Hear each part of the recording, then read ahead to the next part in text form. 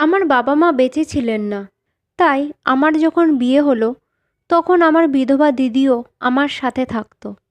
হঠাৎ একদিন জানতে পারলাম দিদি গর্ভবতী। আমি এটা ভেবে অবাক হয়ে গেলাম যে আমার জায়গায় আমার দিদি কিভাবে গর্ভবতী হয়ে গেল। আমি নিজের স্বামীর ওপর সন্দেহ করলাম আর তাকে বললাম, তোমার সাথে আমার দিদির খারাপ সম্পর্ক আছে। সেই শুনে আমার স্বামী বাড়ি ছেড়ে চলে গেল। দিদি বাচ্চার জন্ম দেওয়ার পর আমার শ্বশুর এসে আমাকে একটা সত্যি জানালেন, যা শুনে আমার পায়ের তলা থেকে যেন মাটি সরে গেল। তিনি আমাকে জানালেন যে দিদি গর্ভবতী হয়েছেন, তবে এই সন্তানের বাবা আমার স্বামী নন। আমার জীবনের একটা সময় ছিল যখন আমি খুবই সুখী ছিলাম, কিন্তু একটা সময়ে এমন আসলো যখন সব কিছু পাল্টে গেল। এক দুর্ঘটনায় আমার পুরো জীবন ছিন্ন ভিন্ন হয়ে গেল। আর এই ঘটনা তখন ঘটল যখন আমার বিয়ে হয়ে গেল। বাড়িতে আমি আর আমার বিধবা দিদি থাকতাম। আমার বিয়ে হয়ে গেলে দিদিও আমার সাথে আমার শ্বশুর বাড়ি চলে এসেছিল। এই ব্যাপারটা আমার খারাপ লাগেনি, কারণ যদি না আসতো তাহলে দিদি একদম একা হয়ে যেত। আজকের দিনে একা মেয়েদের থাকাটা একদমই নিরাপদ নয়, সেটা তো তোমরা সবাই জানো। তাই আমিও দিদিকে জোর করে আমার সাথে নিয়ে এসেছিলাম।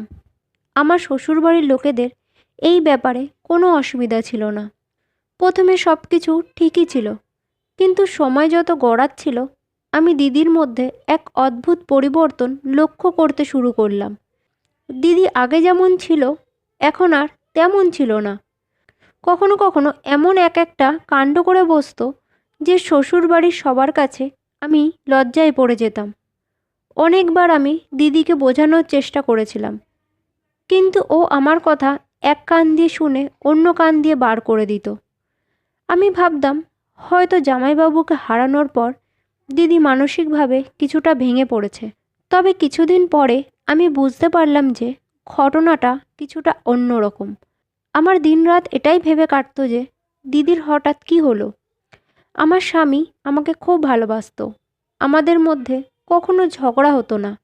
আমি ওকে খুব বিশ্বাসও করতাম। আমি কোনো কিছু বলার আগেই আমার স্বামী সেটা পূরণ করে দিত। কিন্তু দেখতে দেখতে আমার সব কিছুই বদলে গেল। আমি বুঝতে পারলাম কিছু একটা খারাপ ঘটছে। আমি দিদিকে নিয়ে খুবই চিন্তায় ছিলাম। এটাও ভাবতে লাগলাম যে দিদিকে একবার মানসিক হাসপাতালে দেখিয়ে নিয়ে আসবো। কিন্তু আমি বুঝতে পারিনি যে আমি যা ভাবছি সেরকম কিছুই ছিল না। আমার চোখের আড়ালে অনেক কিছু ঘটছিল, আর আমি সেটা বুঝতেও পারিনি। আমি আমার দিদির খুব খেয়াল রাখতাম, কারণ আমি ছাড়া ওর আর কেউই ছিল না। কিন্তু বিয়ের 1 বছর পরে দেখলাম দিদি আর আমার স্বামী একে অপরের সঙ্গে অনেক বেশি সময় কাটাতে শুরু করেছে। প্রথমে আমি এই ব্যাপারটাকে গুরুত্ব দিইনি, কিন্তু যত দিন যাচ্ছিল তত ওদের দুজনের কথা বলা, হাসি ঠাট্টা করা বেড়েই যাচ্ছিল।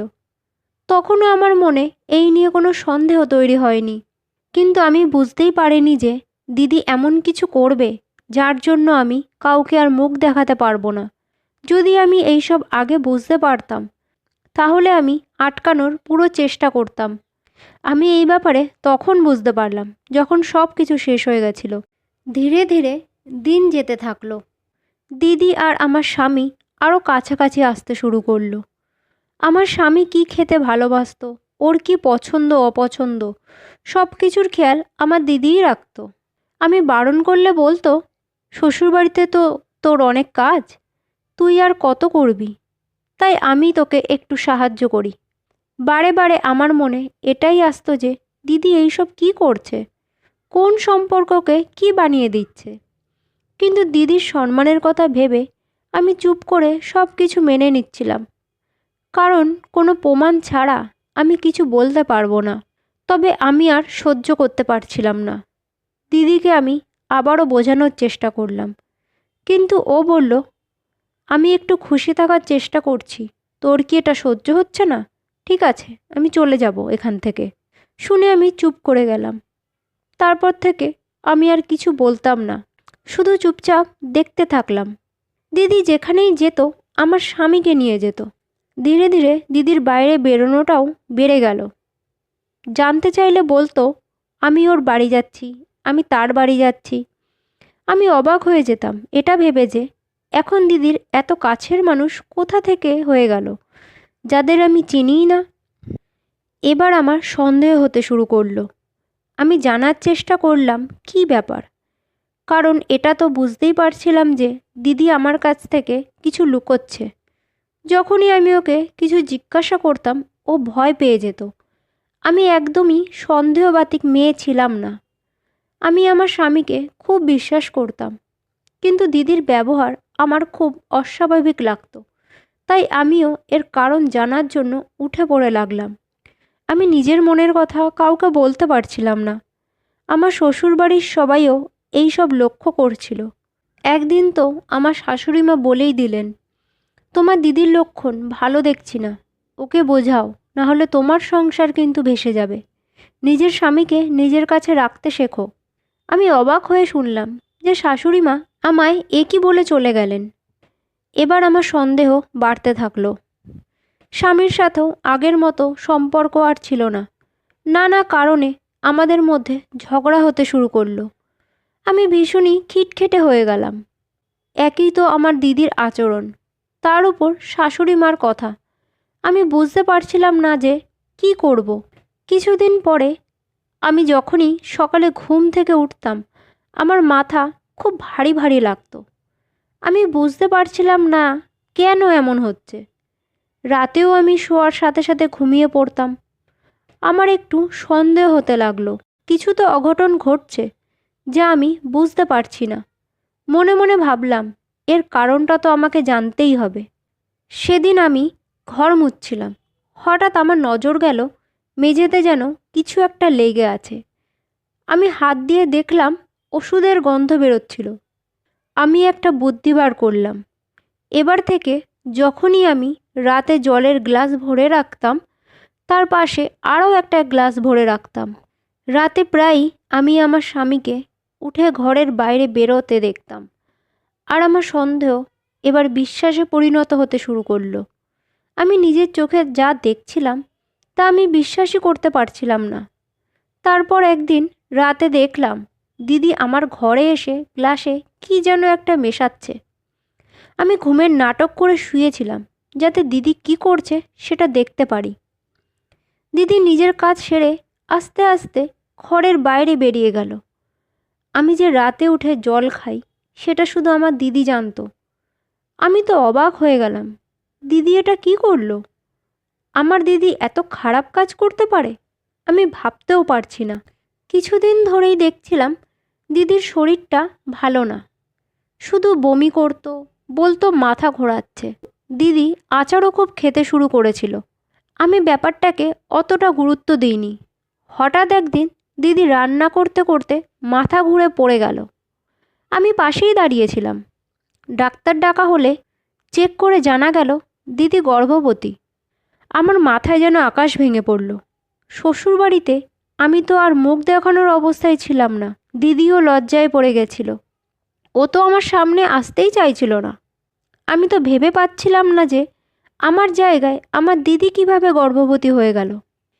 এবার আমার বিশ্বাস হয়ে গেল যে এই বাচ্চাটা আমার স্বামীর, কারণ আমি আমার স্বামীকে অনেকবার রাতে উঠতে দেখেছি। এবার আমার সহ্যের সীমা ভেঙে গেল। এই ব্যাপার নিয়ে আমি স্বামীর সাথে খুব ঝগড়া করলাম, আর দিদির সাথে তো আমি কথাই বলছিলাম না। স্বামীকে আমি বলেছিলাম, আমার দিদির সাথে তোমার অবৈধ সম্পর্ক আছে, আর এই বাচ্চাটা তোমারই। আমার বিশ্বাস ভেঙে গেছিল। কেঁদে কেঁদে আমার অবস্থা আরও খারাপ হয়ে গেছিল। এই ঝগড়ার পর আমার স্বামী বাড়ি ছেড়ে চলে গেল। আমি বুঝতে পারছিলাম না আমি কাকে বিশ্বাস করব আর কাকে বিশ্বাস করব না। এদিকে আমার স্বামীরও কোনো খোঁজ পাওয়া যাচ্ছিল না। দিদির উপর খুব রাগ হচ্ছিল। আমার জীবনটা নষ্ট করে আমার সামনে নির্লজ্জের মতন ঘুরে বেড়াতো। আমার শ্বশুরবাড়ির লোক আমাকে অনেক বোঝানোর চেষ্টা করেছিল, কিন্তু আমি একদম ভেঙে পড়েছিলাম। এইভাবেই আমার দিন কাটছিল। সব সম্পর্ক থেকে আমার বিশ্বাস উঠে গেছিল। এত কিছু হওয়ার পরও আমার দিদি নির্লজ্জের মতো আমার শ্বশুরবাড়িতেই পড়েছিল। বেশ কয়েক মাস হয়ে যাওয়ার পরও যখন আমার স্বামীর খোঁজ পাওয়া যায়নি, তখন আমার চিন্তা হতে শুরু করলো যে আমি নিজের স্বামীকে অবিশ্বাস করে কিছু ভুল তো করিনি। কিন্তু আমার দিদির সাথে হাসি ঠাট্টা করা, রাতে ঘুরতে যাওয়া, সেই সব তো আমি নিজের চোখে দেখেছি।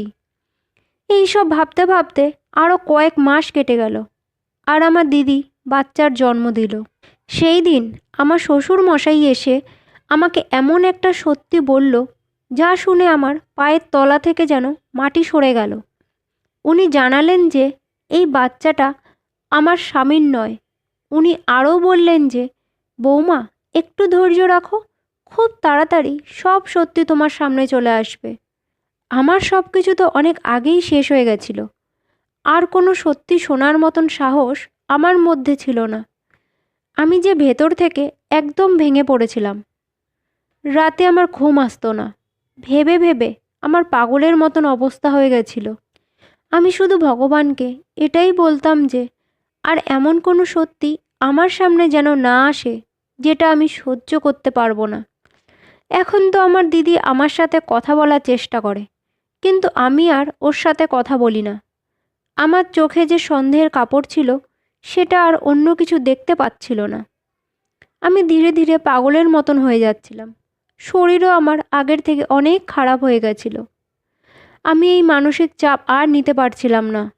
অনেকবার এই ব্যাপারে আমি শ্বশুর মশাইয়ের কাছে জানতে চেয়েছিলাম, কিন্তু উনি শুধু একটাই কথা বলতেন, বৌমা, একটু ধৈর্য ধরো আর বিশ্বাস রাখো, বাবু খুব তাড়াতাড়ি বাড়ি ফিরে আসবে।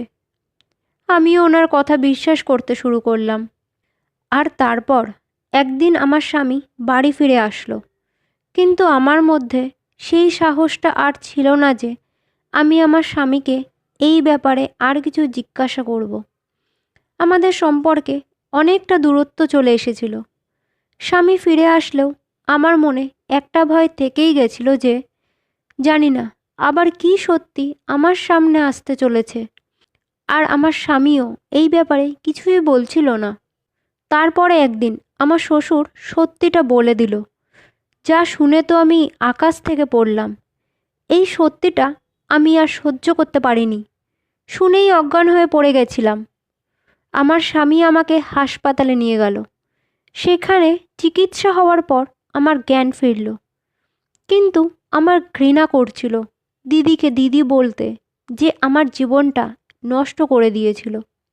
এই মহিলার জন্য আমি আমার স্বামীর উপর সন্দেহ করছিলাম, যার কোনো দোষই ছিল না।